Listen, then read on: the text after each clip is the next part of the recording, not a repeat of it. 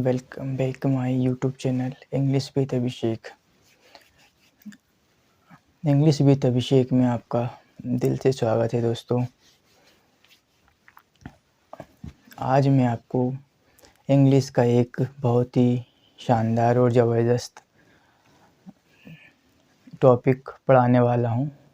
Today I am going to teach you most important topic of English, that is imperative sentences. दोस्तों, हम इस topic को हमारी बोलचाल की भाषा में दिन भर बहुत ही यूज़ करते हैं। एग्ज़ाम्पल के लिए, वहाँ जाओ, ये करो, खाना खाओ, मस्ती मत करो, उससे झगड़ा मत करो। तो जब भी हमें इस प्रकार के सेंटेंस बोलना हो तो वहाँ पे हम इम्पेरेटिव सेंटेंस का यूज़ करते हैं। तो मैं आज आपको इम्पेरेटिव सेंटेंस पढ़ाने की कोशिश करूँगा और समझाने की कोशिश करूँगा कि मैं जो भी आपको पढ़ाऊँ आपको समझ में आए। ठीक है, एकदम बेसिक से पढ़ाऊँगा। यदि आपने पहले भी पढ़ा हो तो फिर से आपका रिवीजन हो जाएगा, और जिनने नहीं पढ़ा है तो वो मेरे साथ यहाँ से पढ़ सकते हैं, सीख सकते हैं और अपनी इंग्लिश कम्युनिकेशन स्किल को बेहतर कर सकते हैं। तो ठीक है, पहले मैं आप बोर्ड पे कुछ इम्पेरेटिव सेंटेंस क्या होता है उसकी परिभाषा लिख के आपको समझाऊंगा फिर। ठीक है, इम्पेरेटिव सेंटेंस।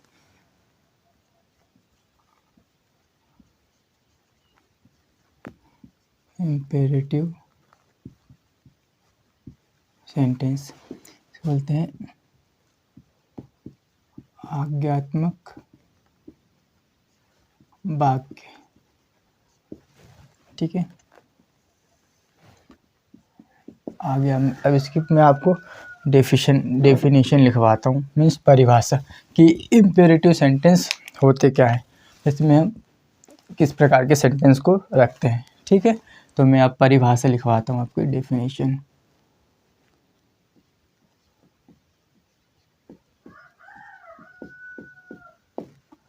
डेफिनेशन मीन्स परिभाषा। ठीक है, परिभाषा। जब भी हम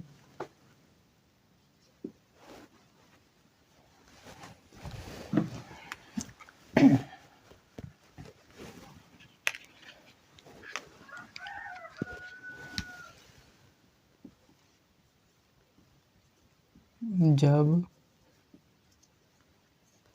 कभी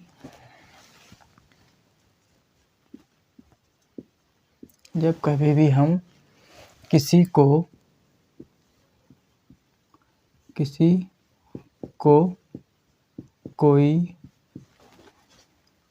जब भी हम किसी को कोई आदेश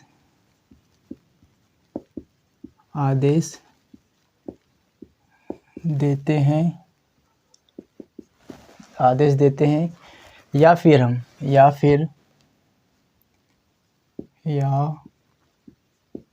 फिर कोई सलाह देते हैं, सलाह दे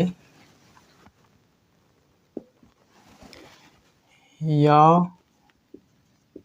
फिर उनसे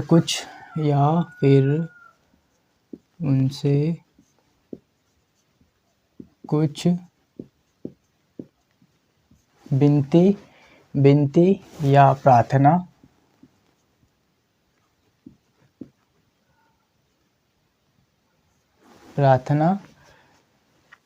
करे तो हम वहाँ इम्पेरेटिव सेंटेंस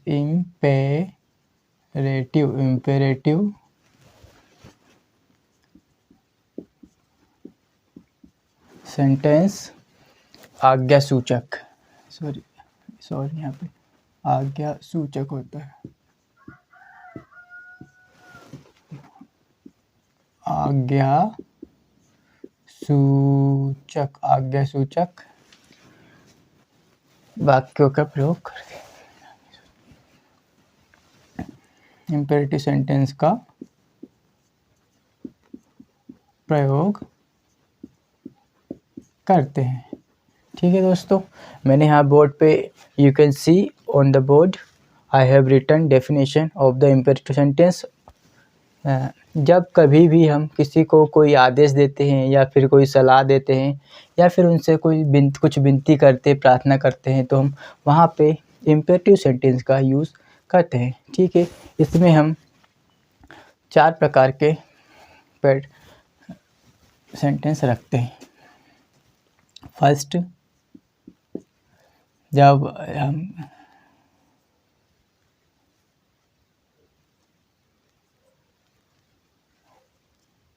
रिक्वेस्ट करते किसी से, रिक्वेस्ट मीन्स निवेदन, एंड सेकंड होता है, इसमें हम रखते हैं जब हम ऑर्डर देते हैं किसी को, ऑर्डर मतलब आदेश। ठीक है, नेक्स्ट हमारा है इसमें जब हम किसी को एडवाइस देते हैं, मीन्स सलाह। ठीक है, नेक्स्ट है हमारा, और इसमें हम इंस्ट्रक्शन को भी रखते हैं, इंस्ट्रक्शन,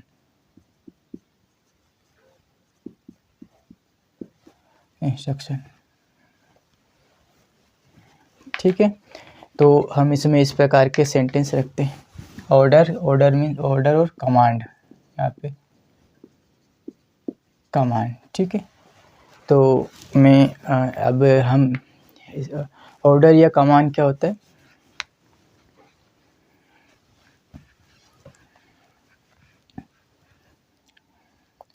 ऑर्डर या कमांड। ठीक है, ऑर्डर या कमांड मीन्स आदेश। जब हम किसी को कोई, जब हम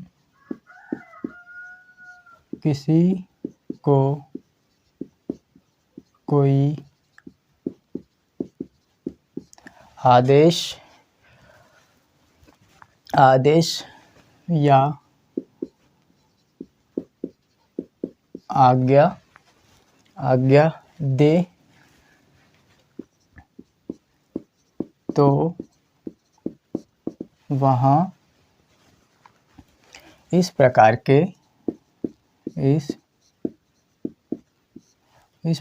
के सेंटेंसेस का प्रयोग किया जाता है।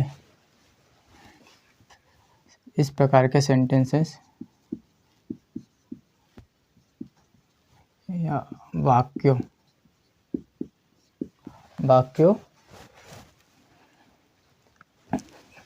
का प्रयोग करते हैं। तो दोस्तों, गाइस, मैंने यू कैन सी ऑर्डर या कमांड, जब हम किसी को कोई आदेश या आज्ञा देते हैं तो वहाँ पर इस प्रकार के सेंटेंसेस का प्रयोग करते हैं। तो अब मैं अब इसका स्ट्रक्चर बताऊंगा आपका, है ना, कि स्ट्रक्चर कैसे क्रिएट करते हैं और सेंटेंस कैसे क्रिएट करते हैं। तो स्ट्रक्चर में गाइस, इसका स्ट्रक्चर होता है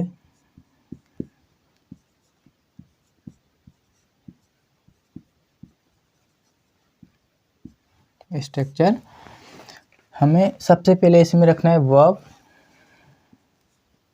वर्ब की फर्स्ट फॉर्म, देन उसके बाद रखना हमें ऑब्जेक्ट। ठीक है, जैसे वर्ब एग्जांपल होती है जाना, खाना, पीना, लड़ना, झगड़ना, खेलना, कूदना, तो ये सब हमारी वर्ब्स होती है। ठीक है, तो इसमें हम वर्ब्स रखेंगे सबसे पहले। इसका जो स्ट्रक्चर होता है वर्ब प्लस उसके बाद ऑब्जेक्ट। तो फॉर एग्जांपल के लिए मैं आपको एक एग्जांपल देके बताता हूँ। जैसे एग्जांपल है,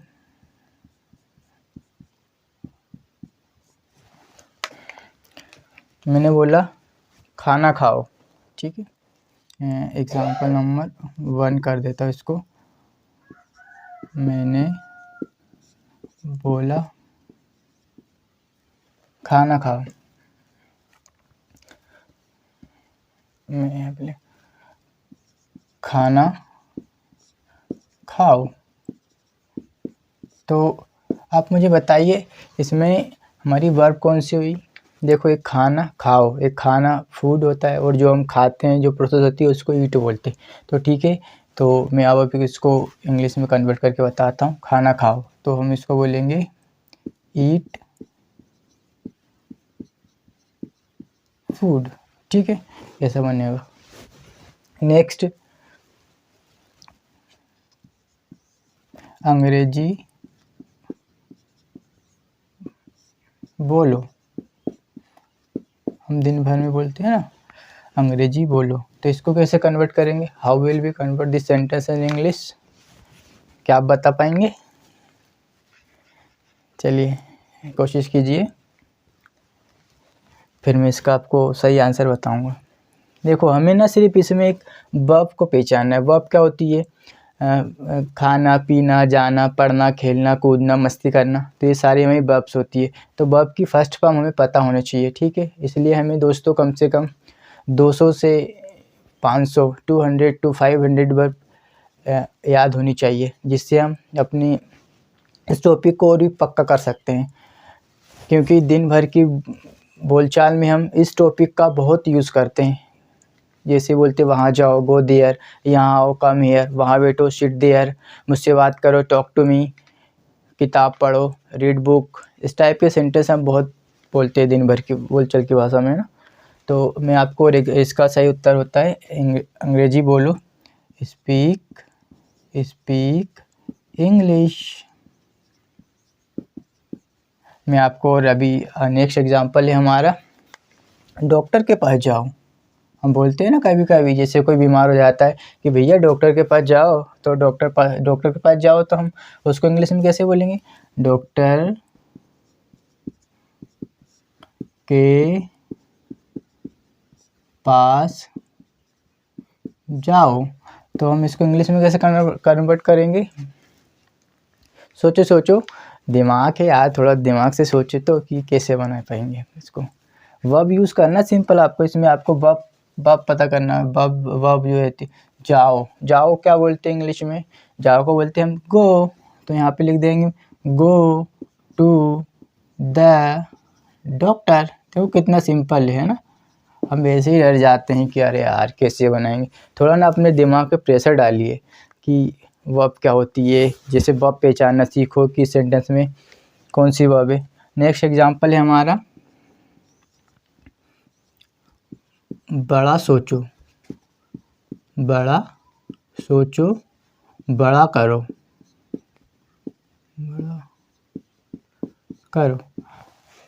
how will we convert this sentence in English? Just try यार। बड़ा सोचो बड़ा करो, तो बड़ा सोचो मतलब सोचो को तो हम बोलते थिंक, और बड़ा को बोलते बिग, और जैसे बड़ा को बोलते बिग, और करो को बोलते डू। तो लेकिन कैसे बनाएंगे इसको? वर्ब पहचानेंगे तो बड़ा सोचो बड़ा करो, तो इसका मीन्स होता थिंक बिग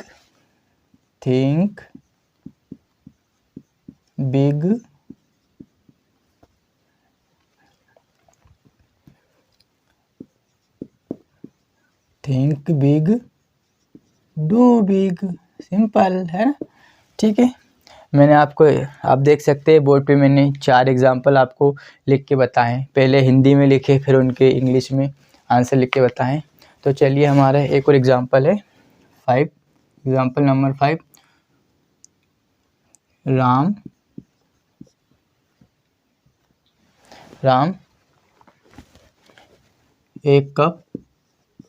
एक कप चाय लाओ।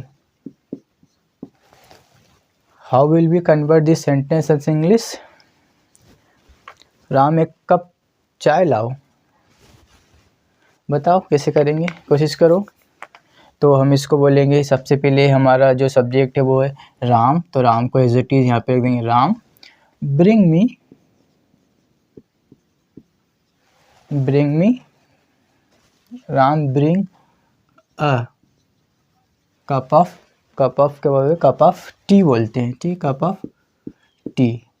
तो सिंपल सा है कि Ram bring a cup of T, Ram एक कप चाय लाओ।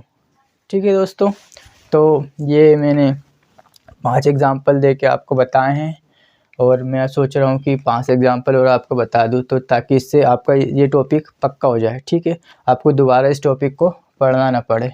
तो मैं 5 एग्ज़ाम्पल और आपको यहाँ पे इनको यहाँ पे लिख के बताता हूँ। ठीक है, सबसे पहले मैं इनको, हमारा ये हो गया 6 में हम लिखेंगे चुप रहूं, चुप रहूं। चुप रहो की इंग्लिश क्या होती है आप सोचो, जब तक मैं वो लिख के यहाँ पे रख लेता हूँ। 7 नंबर का हमारा एग्जाम्पल है, उसे बुलाओ, उसे बुलाओ, उसे बुलाओ। ठीक है, सोचो, उसे बुलाओ। दरवाज़ा खोलो, दरवाज़ा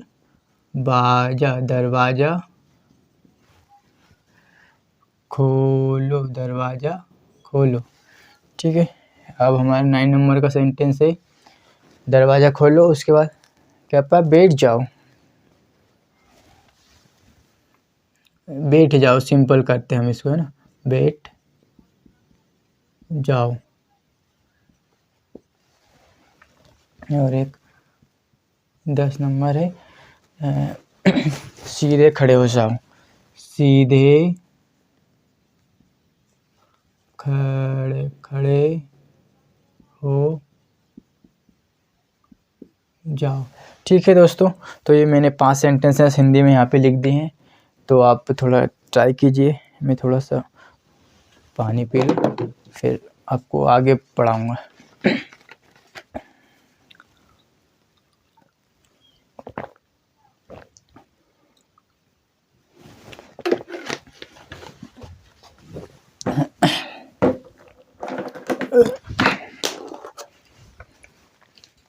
चलिए, मैं आपने शायद ट्राई किया होगा तो आप बना भी पाए होंगे, तो मैं अब आपको इसका सही उत्तर लिखने जा रहा हूँ, तो आप अपने उत्तर से मैच भी कर सकते हैं। ठीक है, मैंने कहा चुप रहो, चुप रहो को कैसे बोलेंगे, चुप रहो को बोलेंगे बी क्वाइट,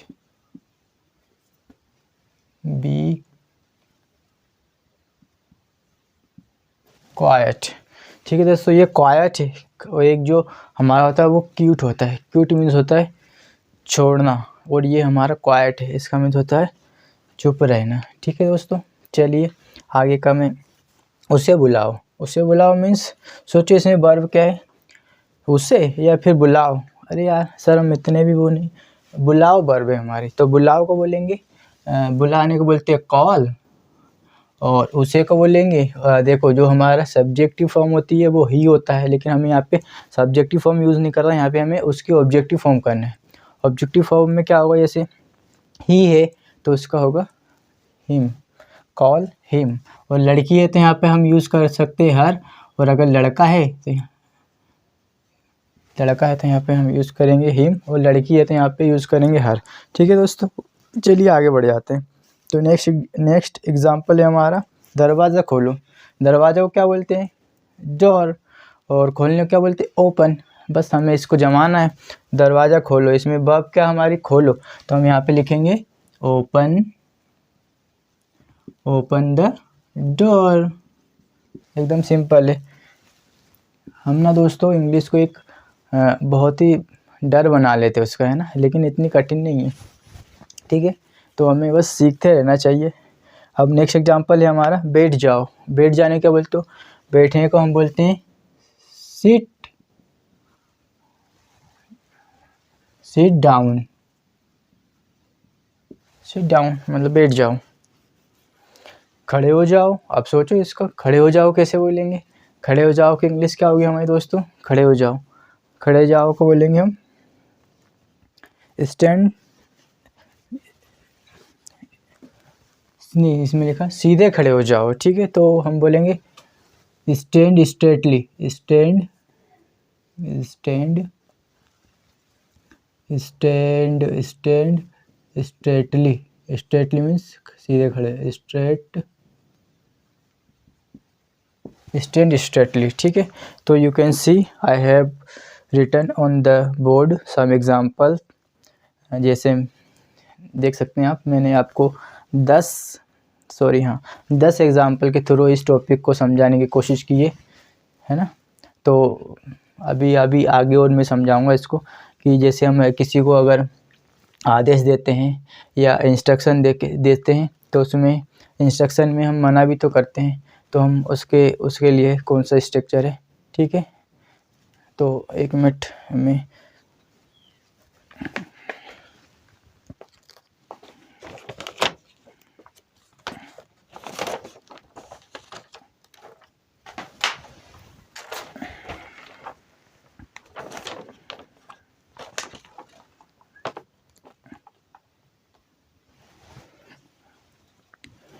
चलिए आगे बढ़ जाते हैं।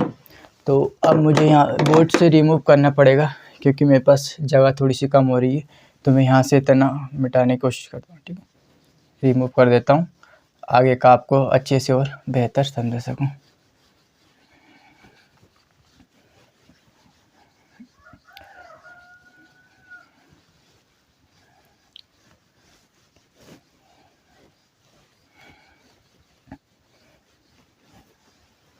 आगे है हमारा, इसमें हम अब जैसे हम किसी से रिक्वेस्ट करते हैं तो किस टाइप के सेंटेंस बनाते हैं, ठीक है। रिक्वेस्ट के लिए हमारा है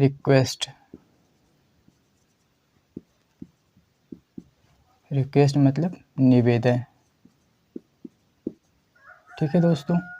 तो इसके लिए हम कौन सा स्ट्रक्चर यूज़ करते हैं वो मैं आपको लिख के बताऊंगा बोर्ड पे। तो जब भी हमें किसी से रिक्वेस्ट करनी हो कि मेरी मदद की, please help me, please help the poor, कृपया उसे बुलाओ, please call him, please call her, please switch off the fan, please listen to me. तो इस टाइप के सेंटेंस हम इसमें रखते हैं। जैसे तो हम इसका एकदम सिंपल सा स्ट्रक्चर है। सबसे पहले स्ट्रक्चर में हम यूज़ करेंगे स्ट्रक्चर, हम इसमें लगा देंगे सबसे पहले प्लीज़ या काइंडली, ठीक है, प्लस वर्ब की फर्स्ट फॉर्म देन ऑब्जेक्ट, ठीक है। तो मैंने इसका स्ट्रक्चर बोर्ड पे लिख दिया, आप देख सकते हैं कि प्लीज़, हमें प्लीज़ या काइंडली का यूज़ करना है, उसके बाद वर्ब की फर्स्ट फॉर्म देन ऑब्जेक्ट, ठीक है। तो मैंने स्ट्रक्चर लिख दिया है। अब मैं आपको कुछ एग्जांपल के थ्रू इस टॉपिक को समझाने की कोशिश करता हूँ, ठीक है। तो मैं आपको कुछ एग्जांपल बोर्ड पे लिख रहा हूँ, यू कैन सी।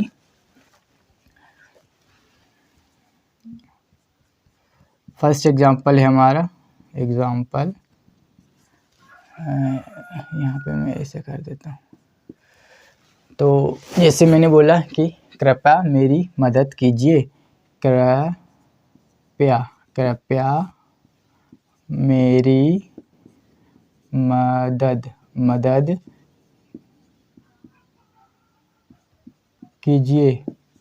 तो how will we convert this sentence in English, just tell मी।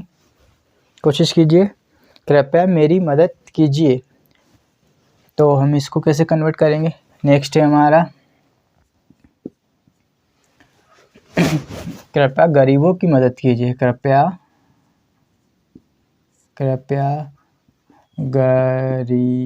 गरीबों की मदद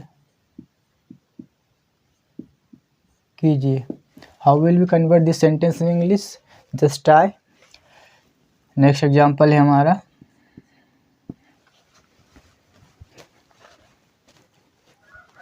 कृपया उसे बुलाओ। कृपया जैसे बोलते हैं ना घर पे कभी हम कि कृपया उसे बुलाओ, कृपया उसे बुलाओ। दोस्तों ना देखो, हमें इस टॉपिक को पक्का करने के लिए वर्ब्स की कम से कम 200 से 500 वर्ब याद होनी चाहिए, जिससे ताकि हम पता कर पाएँ कि इसमें वर्ब कौन सी है, ठीक है। इसलिए दोस्तों मेरा मानना है कि आप वर्ब से याद कर लीजिए, कम से कम 20-25 20 to 25 बस वर्ब से डेली याद करो, आराम से 20 से 25 दिन में हो जाएगी, ठीक है दोस्तों। नेक्स्ट एग्जांपल है हमारा, कृपया पंखा बंद कर दे। कृपया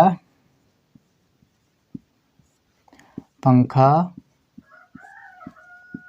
बंद कर दे। अभी मैं हिंदी में आपको एग्जांपल दे रहा हूँ, फिर मैं आपको इनके सही आंसर्स भी लिख के बताऊंगा इंग्लिश में, ठीक है। और नेक्स्ट है हमारा, कृपया मेरी बात सुनो, ठीक है। मैंने लिखा यहाँ पे कृपया मेरी बात सुनो। तो इसको अब थोड़ा सा ट्राई कीजिए। मैं अब आपको सही उत्तर लिख के बताने की कोशिश करता हूँ, ठीक है।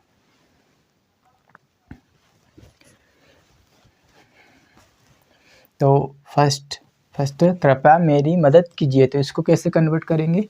तो दोस्तों, English is nothing difficult, we assume that English is difficult. So ना हमारी सोच पर डिपेंड करती है। यदि हम सोच लें कि नहीं हमें सीखना है, तो हमें उस पर फोकस करने की ज़रूरत है, प्रैक्टिस करना है हमें। उसके बाद बस कंसिस्टेंसी को मेंटेन करना है, तो definitely you will be perfect in English. So first of all, चलिए मैं आप इसका सही उत्तर लिखने बताता हूँ आपको। कृपया मेरी मदद कीजिए, प्लीज़ को बोलेंगे प्लीज़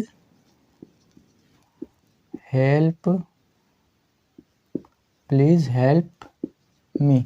तो आप देख सकते हैं मैंने पहले का उत्तर लिख दिया है, कृपया मेरी मदद कीजिए। तो मैंने यहाँ पे लिखा प्लीज़ हेल्प मी, इसको बोलेंगे प्लीज़ हेल्प मी, है ना, हेल्प मी। कृपया गरीबों की मदद कीजिए। तो गरीबों को क्या बोलते हैं हम? गरीबों को बोलते हैं पुअर, ठीक है दोस्तों। तो यहाँ पे हम, क्योंकि हम निवेदन करेंगे ना, इसलिए कि भैया गरीबों की मदद करो यार, है ना। तो इसके लिए प्लीज़ या काइंडली का यूज़ करेंगे, तो हम अधिकतर यहाँ पे प्लीज़ का यूज़ करते हैं, ठीक है। जैसे हम यहाँ पे लिखेंगे कृपया गरीबों की मदद कीजिए, तो यहाँ पे लिखेंगे प्लीज़ हेल्प द पुअर, है ना। तो हम बोलेंगे, देखिए लिख दिया मैंने इसका, कृपया गरीबों की मदद कीजिए, please help the poor. Next है हमारा, कृपया उसे बुलाओ। जैसे हम बोलते हैं ना कि भैया उसको बुलाओ, कुछ काम है, तो यहाँ पे लिखते हैं प्लीज़ कॉल हिम या हर। समझ रहे हो मैं क्या what I want to tell you?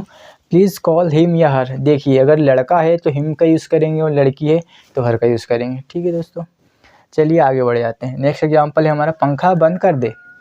कृपया पंखा बंद कर दे, है ना। तो कृपया के लिए आप यहाँ पे हम यूज़ करते हैं काइंडली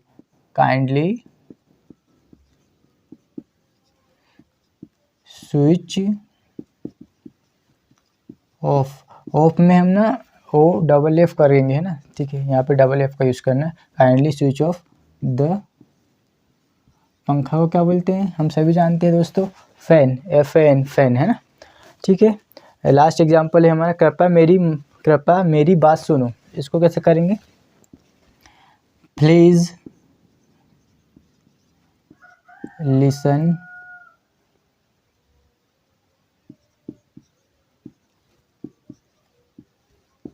लिसन टू मी। दोस्तों ना, जो लिसन वर्ब होती है उसके साथ हमेशा हम टू का यूज़ करते हैं, ठीक है। जैसे सेट के साथ भी हम टू का यूज़ करते हैं, ठीक है। तो आप देख सकते हैं मैंने बोर्ड पे 5 एग्जाम्पल के थ्रू आपको इस टॉपिक को समझाने की कोशिश की है कि हमें जब किसी से रिक्वेस्ट करते हैं या प्रार्थना करते हैं, रिक्वेस्ट यानी प्रार्थना या निवेदन होता है, ठीक है दोस्तों।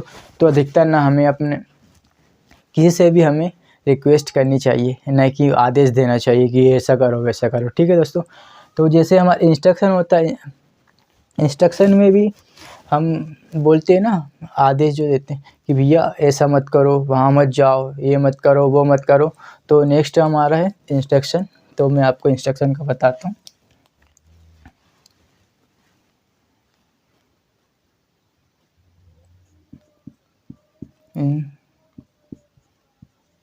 इंस्ट्रक्शन में नकारात्मक भी कि ऐसा मत करो वैसा मत करो, ठीक है।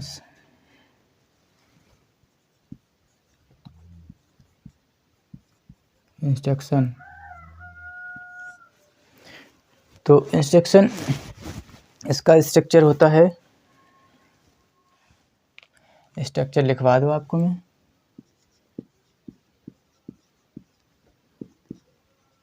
स्ट्रक्चर, तो हम यहाँ पे सिंपल हम आदेश देते हैं, तो आदेश में हम निगेटिव मतलब नकारात्मक भी देते कि ऐसा मत करो, वैसा मत करो, मतलब वहाँ मत जाओ, ये मत करो, खाना मत खाओ, मस्ती मत करो, मोबाइल मत चलाओ। इस टाइप के एग्जांपल हम इसमें यूज़ करते हैं। तो इसका स्ट्रक्चर होता है, सबसे पहले हम यहाँ पे लगाएंगे इसमें डोंट। क्या है दोस्तों ये डोंट, ये डू नॉट का शॉर्ट फॉर्म होता है, कॉन्टेक्ट वर्ड फॉर्म होता है, इसको बोलते हैं डोंट। डोंट, देन उसके बाद हम लगा देंगे वर्ब की फर्स्ट फॉर्म, वर्ब की फर्स्ट फॉर्म, देन उसके बाद हम लगा देंगे ऑब्जेक्ट। तो object, you can see I have written structure on the board. ठीक है, तो मैं अब इसमें आपको कुछ एग्जांपल के थ्रू समझाने की कोशिश करूँगा। पहले मैं आपको कुछ बोल के बताता हूँ एग्जांपल, जैसे बोलते हैं ना, वहाँ मत जाओ, डोंट गो देयर, उसकी बात मत सुनो, डोंट लिसन टू हिम, मुझे फॉलो मत करो, डोंट फॉलो मी, मतलब मेरा पीछा मत करो, है ना। उसके बाद रो मत, डोंट क्राई, भागो मत, डोंट रन, छुपाओ मत, डोंट हाइड, मुझसे बात मत करो, डोंट टॉक टू मी, मेरी बात मत सुनो, डोंट लिसन टू मी। तो इस टाइप के एग्जांपल हम इसमें रखते हैं। तो मैं अब आपको थोड़ी देर में बोर्ड पे लिख के बताऊंगा, है ना। एक मिनट, मैं थोड़ा सा दोस्तों चेक कर लूँ कैमरा कि मैं जो आपको समझा रहा हूँ वो प्रॉपर दिख रहा है नहीं, दिख विजुअल है या नहीं। ठीक है दोस्तों, एकदम बढ़िया है ना। तो आप, मैं अब इनके आपको एग्जांपल दे के समझाता हूँ। तो मैं सोच रहा हूँ कि ये मैं रिमूव कर देता हूँ और इसको ना ऊपर से आपको समझाता हूँ ताकि एकदम क्लियर विजिबल हो, है ना। तो मैं यहाँ से रिमूव कर देता हूँ।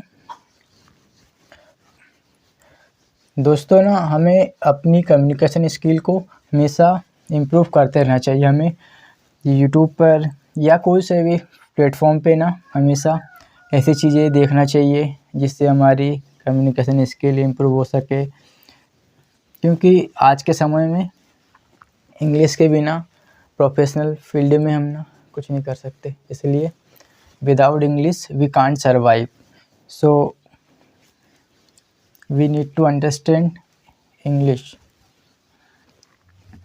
चलिए, मैं अभी जो अपना था ना स्ट्रक्चर इंस्ट्रक्शन वाले का, कि जब हम किसी को मनाही करते किसी चीज़ के लिए तो उसका स्ट्रक्चर मैं यहाँ पे लिखता हूँ प्रॉपर आपको, ताकि दिखिएगा, फिर मैं आपको एग्जांपल के थ्रू एक्सप्लेन करूँगा, है ना। तो मैंने यहाँ पे लिखा था इंस्ट्रक्शन, मना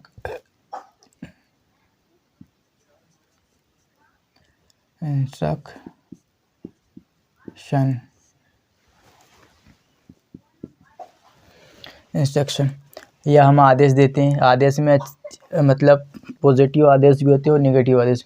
जैसे बोलते हैं यहाँ वो, फिर कभी बोलते वहाँ मत जाओ, ऐसा करो, ऐसा मत करो, मतलब खाना खाओ, मोबाइल मत चलाओ, है ना दोस्तों। तो इस टाइप के हम जब भी वाक्य बोलते हैं ना, तो वहाँ पे हम उनको आदेश देते हैं नकारात्मक। तो इसके लिए हम, इसका स्ट्रक्चर होता है,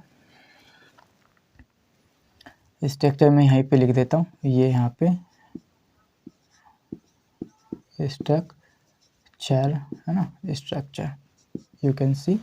तो इसमें हम सबसे पहले यूज़ करते हैं दोस्तों डोंट, डोंट, डोंट, और देन उसके बाद वर्ब की first form and then object.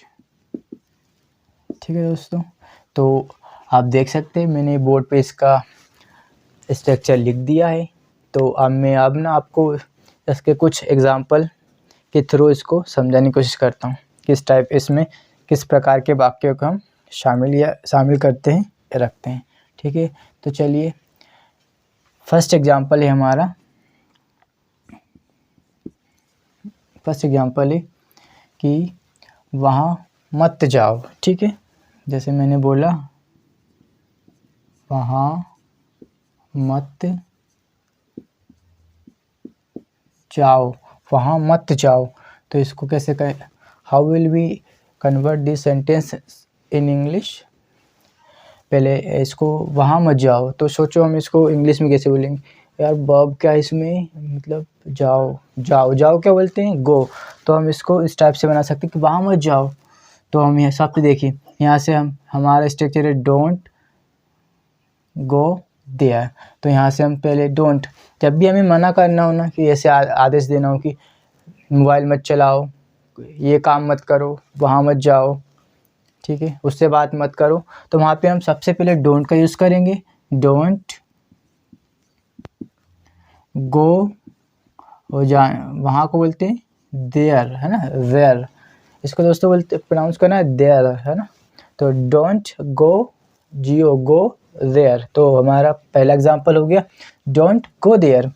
फिर नेक्स्ट एग्जांपल है हमारा उसकी उससे उसकी नेक्स्ट एग्जांपल है हमारा उसकी बात मत सुनो। उसकी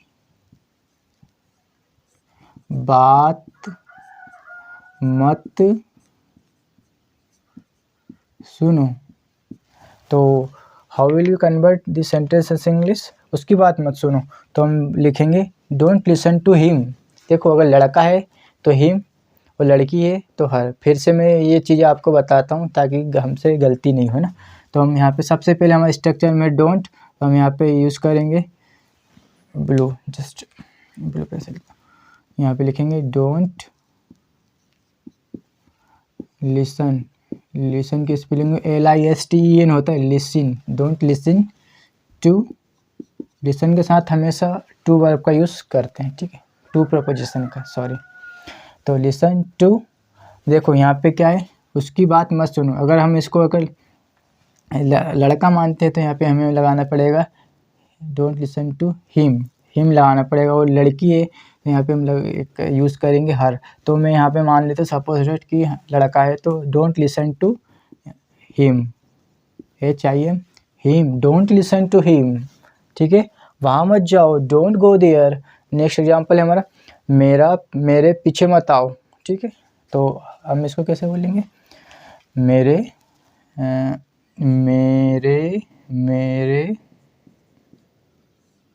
पीछे मत आओ, मेरे पीछे मत आओ। कभी कभी बोलते हैं ना हम कहीं जाते कि भाई मेरे पीछे मत आओ, ठीक है। तो इसको कैसे इंग्लिश में बोलेंगे, डोंट। इसके लिए हम यूज़ करेंगे डोंट, क्योंकि हमारा जो स्ट्रक्चर है इसमें डोंट, और पीछे को क्या बोलती है सोचो, जब पीछे को हम क्या बोलते हैं सोचो, डोंट। पीछे करने को बोलते हैं फॉलो, फॉलो।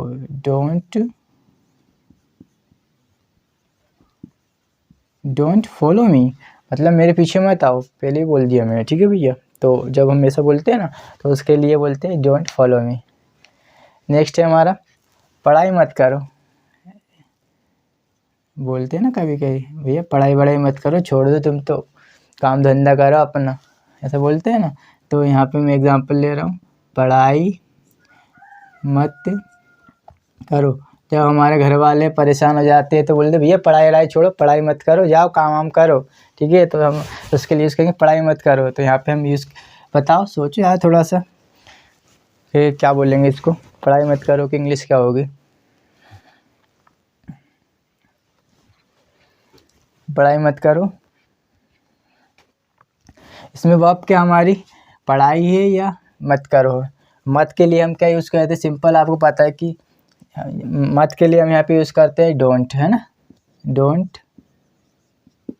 और पढ़ाई को क्या बोलते हैं, देखो जब हाँ पढ़ाई और स्टडी में क्या फ़र्क है ना, वो रीडिंग कि पढ़ाई मत करो, तो यहाँ पे लिखेंगे don't study, don't study, sorry. Next example है हमारा उसे परेशान मत करो, ठीक है। जैसे कोई किसी को परेशान करता है तो फिर सामने वाला व्यक्ति बोलता है अरे उसे परेशान मत करो यार, तो यहाँ पे उसे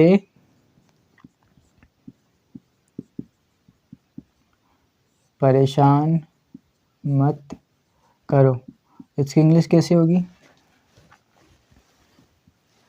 उसे परेशान मत करो।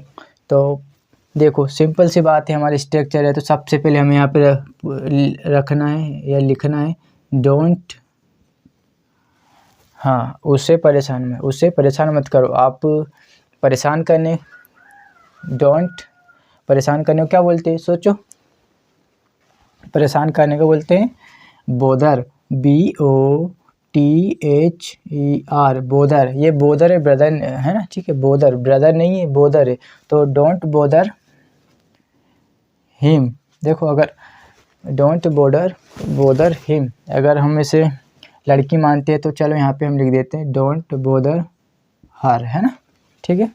तो आप देख सकते हैं मैंने कितने ब्यूटीफुल एग्जाम्पल दिया आपको। ये भले छोटे हैं लेकिन आप अपनी डेली कॉन्वर्सेशन में, डेली लाइफ में इनका यूज़ कर सकते हैं और अपनी इंग्लिश कम्युनिकेशन स्किल को इम्प्रूव कर सकते हैं। तो चलिए अब नेक्स्ट एग्जांपल है हमारा, these are 5 example I have written on the board. अरे हम कभी बातें बोलते हैं ना, रो मत, तो इसको कैसे बोलेंगे इंग्लिश में? रो मत। तो इसको हम बोलेंगे डोंट, और रोने की इंग्लिश होती है क्राई, या बीपी बोल सकते हैं, जैसा आपको उचित लगे, ठीक है। रो मत। उसके बाद है भागो मत। बच्चों को बोलते हैं ना, जब बच्चे मस्ती करते हैं, अरे भागो मत यार, कितना परेशान करते हो, है ना। तो रो मत, तो भागो मत को यहाँ पे लिखेंगे भागो मत। भागो मत की इंग्लिश क्या होगी? भागो क्या बोलते? रन। और मत के लिए तो डोंट है ही हमारे स्ट्रक्चर में, तो हम यहाँ पे सिंपल लिख देंगे don't run. Very simple, it's very simple, है ना, कितना आसान है। हम तो वैसे ही डरते हैं यार, अगर कोशिश करें तो शायद आप भी कर सकते हो। जब मैं कर सकता हूँ तो आप भी कर सकते हो, ठीक है। तो कितने एग्जाम्पल हो गए हमारे? 1 2 3 7 हो गए ना। चलो एक दो और देखते हैं। नेक्स्ट एग्जाम्पल है हमारा,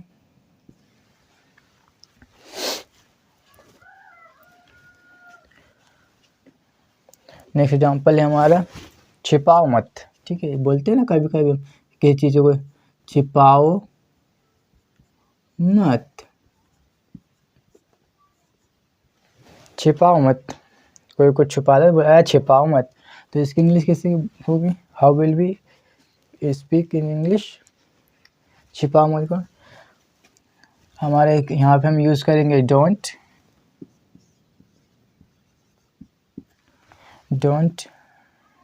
और छिपाने की इंग्लिश क्या होगी? सोचो, डोंट हाइड। छिपाने को बोलते हैं हाइड, डोंट हाइड, ठीक है। तो एक दो एग्जांपल और लेते हैं, है ना।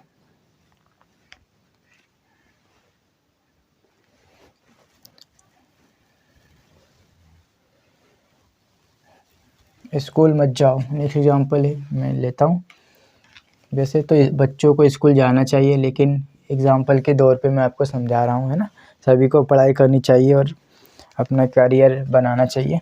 तो मैं यहाँ पे यूज़ करता हूँ कि स्कूल मत जाओ। तो how will we speak in English? School मत जाओ। बोलते हैं ना बच्चे को खुद परेशान करे तो भाई स्कूल मत जाओ, तो स्कूल मत जाओ तो बोलेंगे डोंट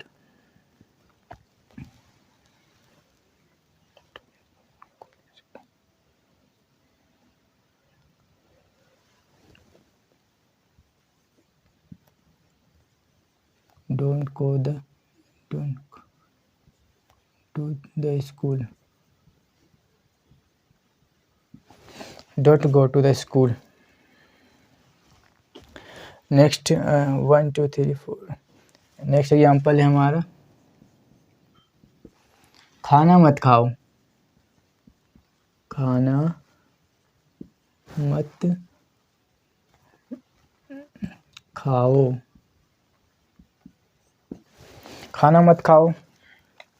चलो इसकी इंग्लिश बनाते हैं। कोशिश करते हैं ना, खाना मत खाओ, तो खाना को बोलते यार फूड, और एक खाने की जो प्रोसेस होते हैं उसे बोलते ईट, और मत के लिए तो हम यूज़ करेंगे डोंट। तो हम इसको डोंट यहाँ पे करेंगे, डोंट